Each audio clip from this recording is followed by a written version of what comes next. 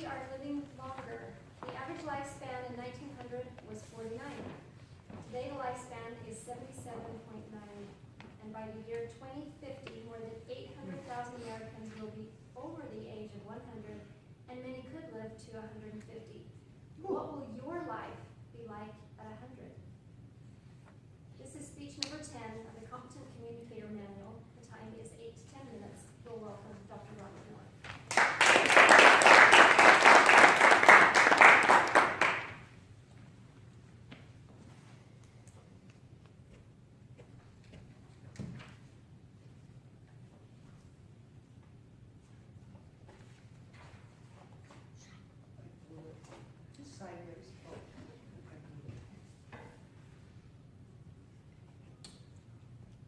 Living to 100, who thought?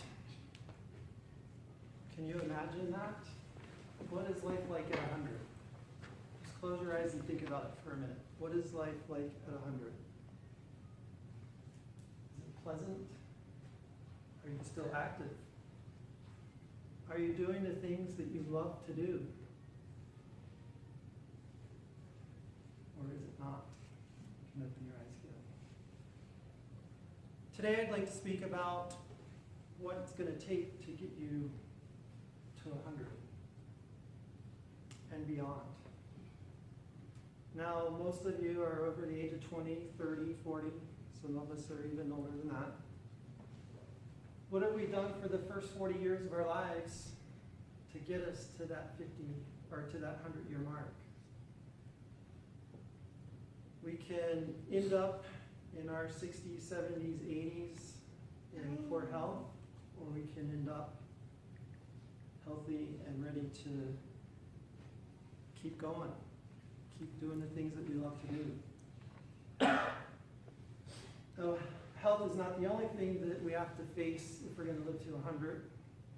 There's economics and there's social and there's other factors. But today I'd like to talk to you about, are you going to be healthy in your later life? And the decisions you make today, are they going to affect how you end up?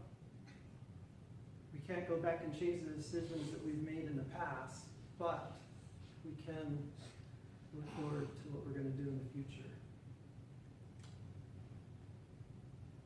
As a wellness consultant and a chiropractor, I'd just like to tell you a little bit about what I do to help you with that.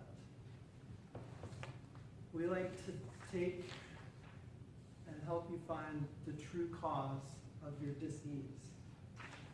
Now, does that mean everyone sitting in this room is diseased? No.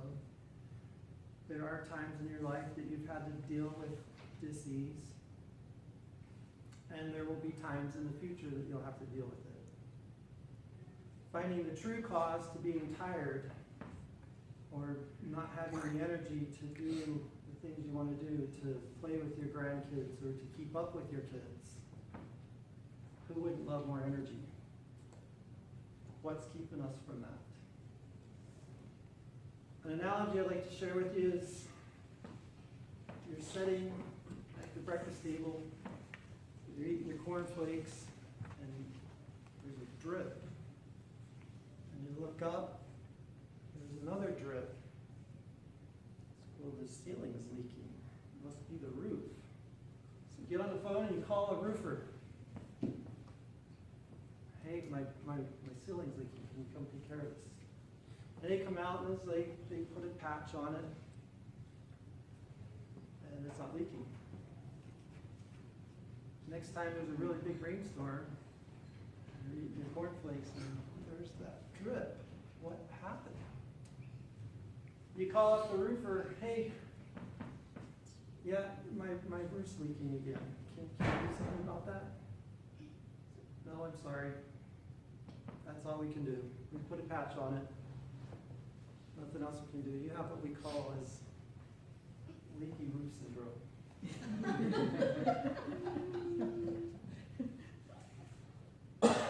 Are you going to call that plumber again, or are you going to try to find someone that will find the cause and fix it? You call up the next guy and comes out, oh yeah, we deal with reflux all the time. He comes out and says, well, hey man, here's what you have. Your chimney at the other end of the house had a leak, and it was running down the pipe, and it was dripping, and it caused a puddle, and it built up, and that's why you have a leak. We've taken care of that now. We've fixed that. The chimney at the other end of the house, how is that? Well, think of this.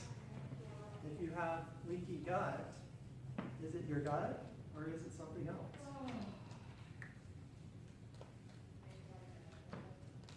There are three things, or two causes of disease. Two causes of disease. One is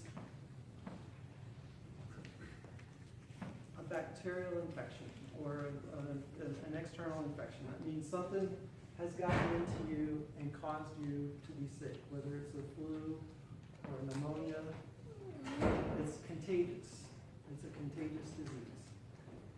Okay, not everyone has a contagious disease, but if you suffer from migraine headaches, you have what we call a malfunctional disease.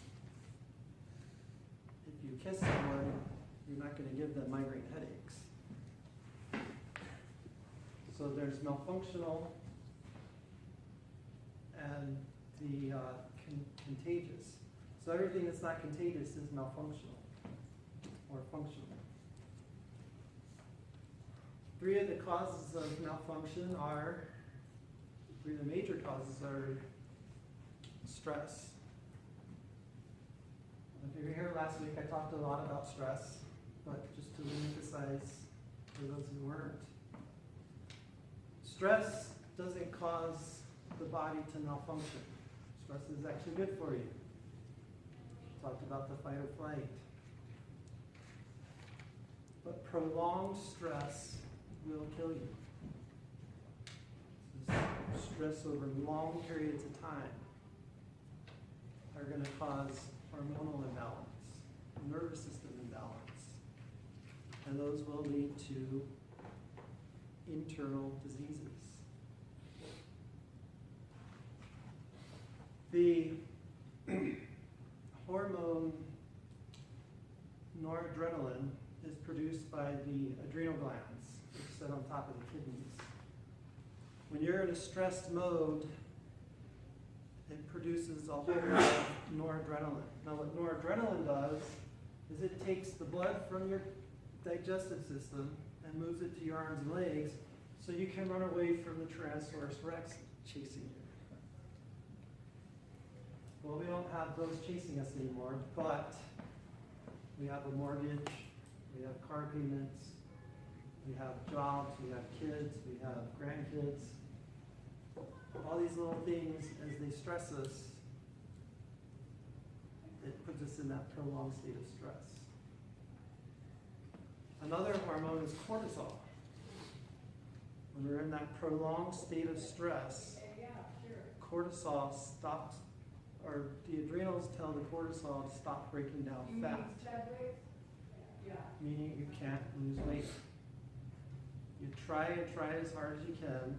You're exercising 5 days a week.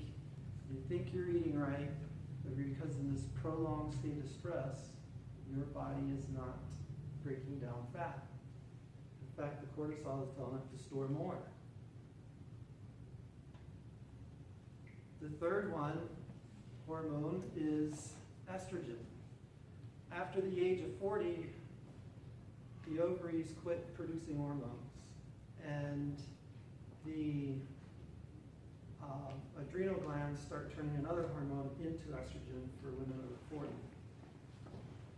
So if you're being diagnosed with an ovary problem over the age of 40 because you're not getting enough estrogen, it's not your ovaries, it's your adrenals.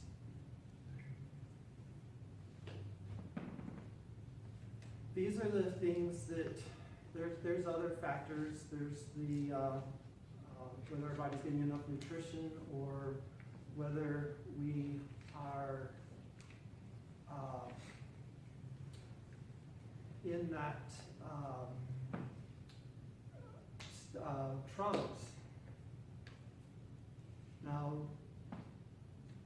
my focus today was on the hormones in that and the stress state. Because stress will kill, trauma can kill, but stress will kill. We need to do something about it. And if we plan on living to be 100, we can't live in a prolonged state of stress. It will kill us, and it will kill us early.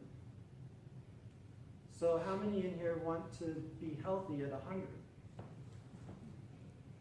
So what are we going to do about it today so that we can make it there? And that's what I would like to do for you, is give you a chance to find out what we can do to help you make it to 100 healthy. Thank you.